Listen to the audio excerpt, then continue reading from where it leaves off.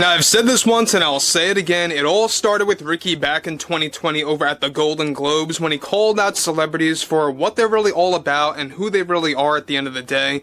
Very much self-absorbed individuals and really know-it-alls and narcissistic when it comes to their overall views on politics, when it comes to their views on activism, getting shoehorned and thrown into entertainment, whether it's movies or television. And Ricky Gervais, by the way, was the very guy, the very comedian on stage to call them out, and a lot of those celebrities got very offended, and he continues to do so to call them out, in this case with Meghan Markle. This is Mike Zero. Subscribe if you're new, and like this video to see future updates. You can also follow me at Mike01. I thank you also very much for the great and kind support. So, we know that the series with Love Meghan is not only a ratings disaster, but Meghan Markle herself, she is a studio wrecker, and what I mean by that specifically is that she is the sole person that created a divide between the Netflix board of directors. You have one half, well, I should say more like 60% of the board members that are on Meghan's side, while the other remaining 40 are really just against Meghan Markle. They want nothing to do with her. They want her to actually move and part ways from Netflix. It's a complete mess over at that studio. But what's interesting about all of this has a lot more to do with Ricky Gervais and his overall view on the series with Love Meghan, Meghan Markle as an individual, as a personality, if you will, that is trying to make it in the film industry. It's just not working for her at all, especially in television programs like this over at Netflix. But let's get over to this, shall we? Now, what's interesting about Ricky Gervais is that he just tells it like it is, right? You know, what you see is what you get type of behavior. He just says things, he has no boundaries really, and that's what's so great of him as a comedian. Now, with the Meghan Markle backlash only getting more intense as time passes by, one massive development going on now involves more to do with the ratings disaster that is with Love Meghan, as Ricky Gervais, yet again, commented on the universally rejected series. Ricky delivered the following. All these celebrities and Hollywood producers still don't get it, do they? We don't care about your politics and or your creatively bankrupt ideas. You see, Hollywood, it seems, is so creative bankrupt that they had to resort to a series about Meghan Markle opening a bag of pretzels and putting those same pretzels into a Ziploc bag. No, I'm serious. Is this the type of content customers are looking for on streaming? I don't think so. It's just pure rubbish and insulting to their customer base. I mean, I just don't know what Netflix was thinking. Did they really think that people of all demographics, whether you are a male or female, who on earth would want to watch Meghan Markle cook or walking around a house that she rented? And yeah, about that, it's not even her own house. It's that, of course, inauthentic enough for you to understand. I don't know what else is. Is this the type of entertainment that we are looking at for now in 2025? I sure hope not. Look, just because she's connected to royalty does not and shouldn't give you a pass to just shoehorn the worst programming on Netflix that is just as bad as nails on a chalkboard. I mean, have you seen the acting in this thing? Have you?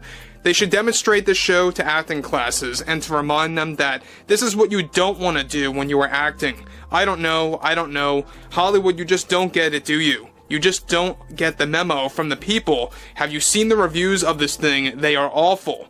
Now guys, let me just stop here about what Ricky Gervais is throwing out there. I kind of like how he points out how this is basically something that should be demonstrated in acting classes of something that you should never do, and he's right about that. He's absolutely correct.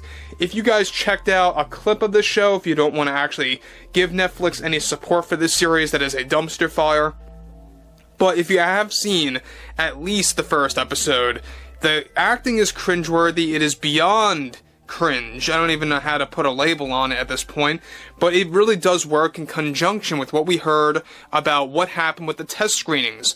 The 7 test screenings that failed one after the other for With Love Meghan. And all of the test screeners, as we talked about this about a month ago, they all described episodes 1 through 8 as cringeworthy, lackluster acting skills, poor line delivery, terrible producing, and just having no actual good frame of how to actually make a series. But what's interesting about this yet again is how Ricky Gervais, once more, right, says it like it is, tells it like it is, just really has no boundaries here yet again about this show. But let's continue on. So he goes on to actually describe the show further. You see, it's shows like this with Love Meghan that shows us everything that's wrong in Hollywood right now. It's about time that Hollywood learns a lesson or two, and to think this type of response was long overdue. I think Meghan Markle needs to learn to stay in her lane as a D-list actress. Sorry, not sorry, but that's just her class. Maybe after this one, Netflix will learn a thing or two about how to develop a successful business model. And look, I've had my time with Netflix. They have that capability to adapt and evolve to provide some of the most entertaining things out there. Why they stoop down to someone connected to royalty trying to make it in this business, I don't know. But what am I to say, right? According to Markle, I am nothing more than a toxic male.